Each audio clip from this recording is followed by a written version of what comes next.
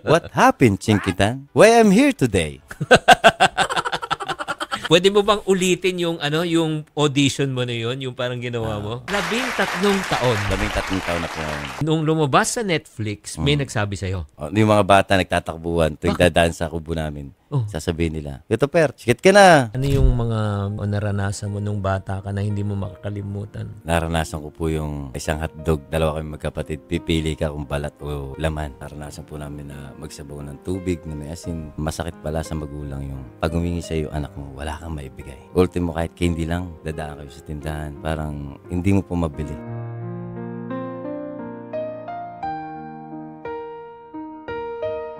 Videos that will make you wealthy and debt-free.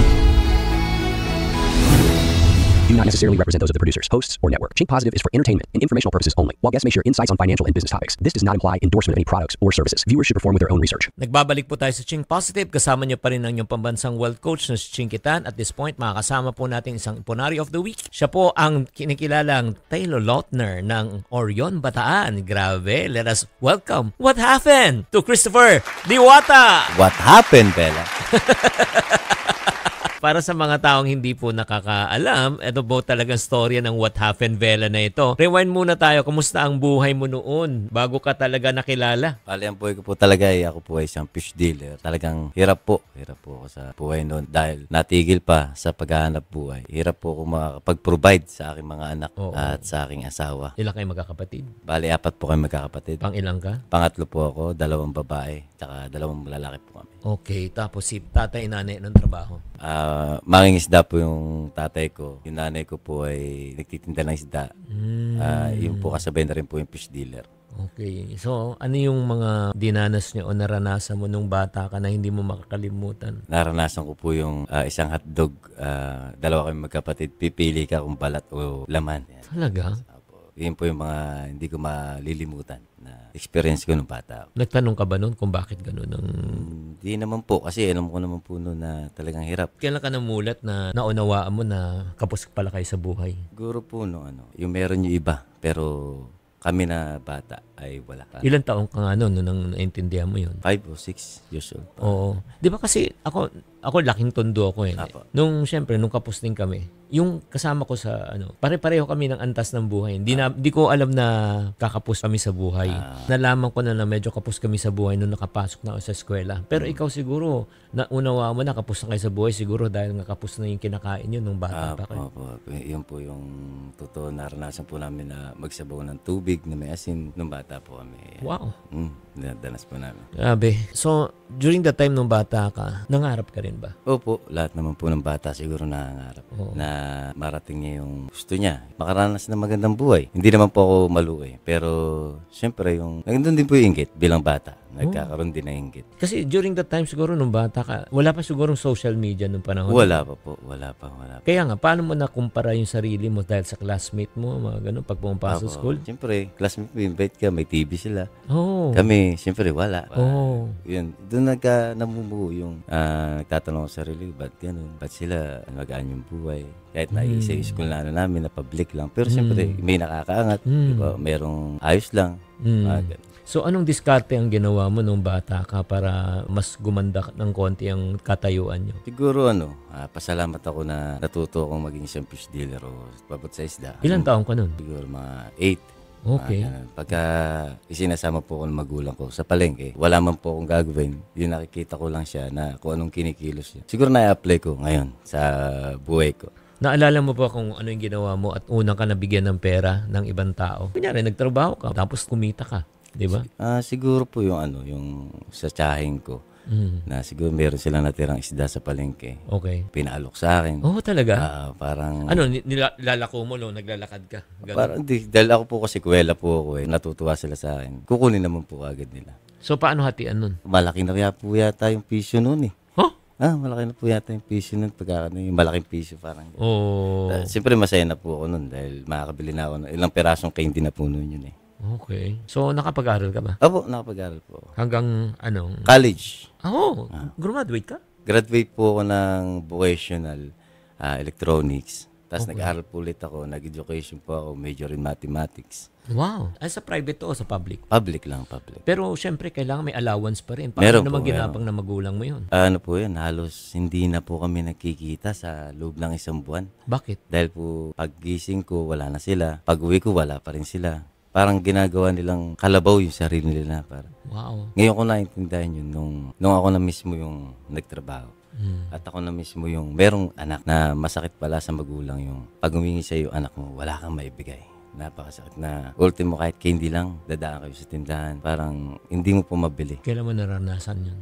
Ito lang po yun, itong taon na ito na wala talaga ako. This year? Oo, sobra. Buti yung anak ko maintindihin. Mga anak ko kahit maliliit pa lang, 8 tsaka 2. Yung hihilahin nila ako para bumili lang ng candy, pero wala akong mailabas. Dahil may piso talaga, hindi ako nakakahawak. Tapos itatry kong mangutang, babayaran ko na lang po mamaya. Tapos hihingin ko pa sa magulang ko. Di ba? Parang masakit sa akin na bilang magulang na rin ngayon. Grabe. Si Mrs. anong trabaho? Ang misis ko po, pasalamat ako kay misis dahil hindi man ako humihingi o magaling po siya sa online. O pag alam niya po na merong isda na napakiyo ang magulang ko, i-online niya po yan. Bebenta niyo online? Online. Tapos i-deliver naman namin para iikot namin sa mga tao. Kasi sa amin po, kahit po isda, pwede po i-online. Ilan taon na kayo nagsasama? Ayun, bali, anniversary po namin ngayon. Ngayong araw? 8 years na po kami kasama. Wow. Congratulations ha. So, yung ibig sabihin yan, Christopher, sa 8 taon yung pagsasama talagang sa hirap. Sa hirap, saka sa ginawa, nagsasama kami. Kasi ngayon lang yung ginawa Pero yung 8 years na yun, di ba? Simula, ibig sabihin talaga, medyo challenging talaga. Sabi ko nga po sa kanya kagabi, binati ko siya. Sabi ko, deserve mo yung babigyan kita ng magandang buhay naman. Okay lang, Christopher, na alam mo, lahat tayo may pinagdadaanan tayo. At saka ramdam na ramdam ko talaga yung pait at hapdi. Naniniwala ako na sinusuklian na ng Diyos at tadhana kung ano man ang mga panalangin mo at sa buhay. Pag-usapan naman natin yung paano ba nag-viral ang isang video na napagkatagal-tagal na nabaon. Kwento mo nga kung ano yung pangyayari yun. Nagsimula po yun dahil sa Netflix. Sa Netflix, ano naman Netflix? Paano naman yun? Nagbinilabas po nila yung mga season po nung Twilight. Ng Twilight, oo. Nanood ka? Oo, nilabas nila. Tapos bigla sa parang commercial nila na dinabing nila yung boses ko kay Taylor. Sino nag-dubbing? Yung Netflix po. Si Netflix? Ginamit po nila yung boses ko po. Are you serious? Nagpaalam ba sa'yo? Hindi po. Pero sa akin, okay lang yun Kasi kung hindi naman dahil sa kanila. So, ang nangyari, nilabas sa Netflix yung series ulit. Apo. Tapos yung parang teaser boses mo. Parang yung memes po nila, biglang ginamit po nila yung boses ko nung yung matagal na. Oo nga, kasi galing sa kabilang stasyon yun di ba? Sumali ka sa parang isang programa. Contest, parang ganun. Ilang taon na yun nakakaraan? Sa ngayon June po, 13 years na po siya. 13 taon. 13 Pero nung sumali ka sa contest na yun, nanalo ka, hindi? Nanalo naman po, kasi 72 kaming finalist noon. Top 10 ako doon natira kaming 10. Oo. Grabe, nung napanood ko yung clip na yun, natawa talaga akong tawa. Parang, syempre, habang nag-emote-emote ka, tapos si Vice Ganda sumasabay, na parang hindi ka ba na-distract noon nung Blanco po talaga ako nun. Hindi yung mga nangyayari po sa paligid, hindi ko po alam na yun. Pwede mo bang ulitin yung yung audition mo na yun, yung parang ginawa mo? Sige. What happened, Bella? Will you cry again? I know. Bumper, right? Bumper will fit to me. Edward, what are you doing here? I trust you to protect Bella, but you did not. I will show you die, Edward. I will show you die. From now on, she's mine. I have died every day waiting for you. Darling, don't be afraid. I have loved you for 1,000 years.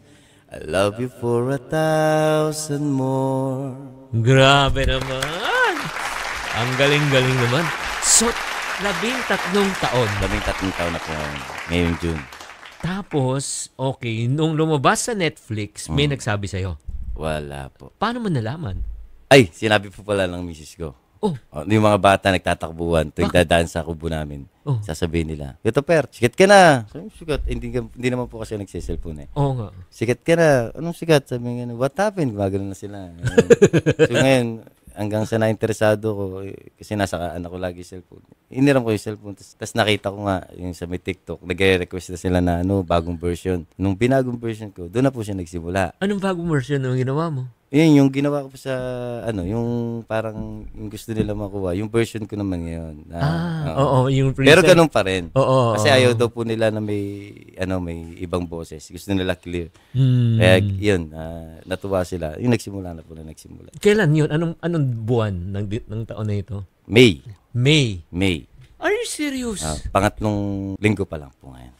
3 weeks pa lang? Sakto po nitong, kahapon, Saturday. 3 weeks pa lang. Okay. Na-shock ka ba sa pangyayari? Hindi. Hindi ka na-shock? Hindi. Talaga? Hindi po. Ba't mo nung sinabing hindi ka na-shock? Kasi nadanasan ko na po siya noon. Na ano? Noon po yung pagka iniidolo na iba. Talaga? Okay. Saan? Kailan yun? Noong 2013, nagsimula yun sa mga piyesta, mga ganun. Mga guesting. Okay. Pero ngayon, kung kukumpara mo sa dati at ngayon, anong mas may impact? Yung ngayon po, kaya lang po, ayoko sa loob. Kasi alam ko yung pakiramdam na nandun ka, tapos Biglang mawawala. Kaya ngayon, isip ko na lang, work ko to. Work lang ako ng work. Oo. Ano yung unang kumpanya na talaga nakakatanggap ka ng cash? Astron ba yun? Oo. Appliances. Nung natanggap mo yung pera, anong pakiramdam? Masaya kasi, yun, binili ko kagad galing ako ng Divisoria. Binili ko ng laruan, yung anak ko.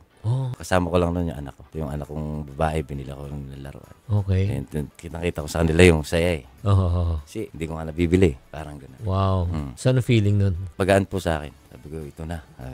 Pabibigay ko na yung mga gusto nila. Okay. Para makabawi ka naman. Makabawi naman. Okay, good. Tapos, nagtuloy-tuloy na ba? Ganon? Opo.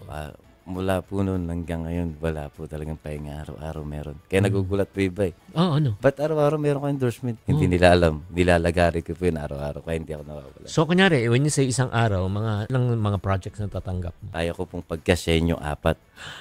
Grabe ka. Sa isang araw po. Oo. Bipiyak-biyakin ko lang po yung oras. Talaga? Pinakamababa na po yung 2. So, ito ang tanong. At this point, Christopher, nakakaipon ka na ba? Po. Kasi yung mga talent pick po diretso po sa asawa ko Good. Oo naman. So, ano yung diskarte nyo sa pag-iipon? Bali, nag-open po kami ng joint account. Very good. Kada diretso na po kagad sa bank. Oo. Pero bigyan mo na kami na idea. Sige, sorry, hindi ko natanong to. Na nung dati, nagbebenta ka ng isda, di ba? Magkano kinikita mo kada araw? Doon nga po kasi wala po talagang kasiguraduhan eh. Minsan po talaga talo, minsan 500 lang. Kahit magdamag kayo mga ganun. 500 pesos a day. 500, 1,000, mga Grabe. Ganun. Wow. Bago tayo magpatuloy nito tutulungan kita mag-ipon, tuturuan kita. Meron ka na ba nito? Wala po. Ito, bibigay ko to sa iyo. Salamat. Kung makikita mo yan, di ba, may tatantusan ka mga numero. Oo. Ano mas maganda yan? Bibigyan pa kita ng extra para sa mga anak mo. Oo. Di ba pa 20-20? Pag-shadan mo lang siya, pagkatapos ng 20, 50. Tapos, pag nabuo mo yan, may 60,000 yan. Oo. Tapos, pero wag mo kalimutan para saan ka nag-iipon, sulat mo. Kasi pag nag-ipon ka na wala kang tinatawag na layunin, magagamit yan. Kung ikaw ang tatanungin ko, anong unang sa palagay mo ang pinakamahalaga ng pag-ipunan, Christopher? Yung po yung sa pag-aaralan ako. Pag-aaral. Alam mo, pinakamahalaga mo na bago mag-aral? Emergency fund. Ano ibig sabihin emergency fund? Yung buwan na nagastusan mo, tubig, kuryente, upa, pagkain. Kailangan meron ka na nakapondo na at least 3 hanggang 6 na buwan. So, ang balita ko, di ba, bumili ka ng isang sasakyan. Opo. Kasi kailangan. Mahirap po kasi walang service dito. Oo. So, bumili ka ng second hand na sasakyan. Opo. Magkano mo nabili yung second hand na yan? 293. 293,000. Bakit second hand at hindi brand new? Kasi kung wala po kung pang brand new na cash eh. Kung hulugan naman po, hindi ko masasabing akin. Hindi ko rin po alam kung kailan yung hype ng kung maaaring mabata kung hindi ko naman po makabayaran. Alam mo, Christopher, doong parte na yan, humanga talaga ako sa'yo. Alam mo bakit? Kasi yan ang tamang diskarte. Na kahit sabihin natin, hindi mahalaga kung ano sinasabi ng ibang tao. Di ba? May nagsabi, bakit bibili ng second hand? Ba't ka na lang bumili ng brand new? Para kung ako, paano mo ako babatiin? What happened, Chinkitan? Why I'm here today? Dahil dyan, ibibigay ko rin sa itong buong serye ng libro ko. Ito lahat ng serye. Ito yung Diary of a Pulubi. Yan, thank you po. Alam mo yung Diary of a Pulubin? Basahin ko po to. Oo, nabasa yan ni Meme Vice. Mm. Tapos inano rin niya sa Showtime. Apa. Oo. Yan, yung buong serye niya bibigay ko rin yan sa iyo. Sana Thank you po. makatulong yan sa iyo. Ano mapapayo mo sa mga tao na gusto rin mangarap katulad mo? Be humble, pakita mo kung ano ka, alamin mo kung saan ka magaling. Huwag mong hihindian kahit na sino. Kahit nakaaway mo yan, wag mong hihindian. Dahil yan, minsan kaaway mo pa yung mag-aangat sa'yo eh. Wag kang tatanggi sa anumang bagay. Pagka meron ka na, i-share mo naman sa pamilya mo o sa iba yung mga dinadanas mo yan. Kasi danas mo yan. Kahit nasabi mo may mga naman sa'yo, danas mo yan. Alam mo yung pakiramdam na hinihindihan. Kaya wag mong paparamdam sa iba yun. Yeah, so palakpakan natin si Christopher. So, Christopher, baka pwede mo naman i-promote ang iyong mga social media account. Ayun, ang social media account ko po sa IG, yan, What Happened, Christopher Diwata po. Ang TikTok ko po, Christopher Diwata. Ang aking FB, Christopher Diwata, 2 account. Ang aking page po na Taylor Lautner Lookalike. At saka po, Lakbay Diwata. Ayan po, sana supportahan niyo po lahat ng aking social media account po. So mga kapatid, supportahan natin si Christopher Diwata. Hindi dahil sa nakikilala na siya, pero deserve niya.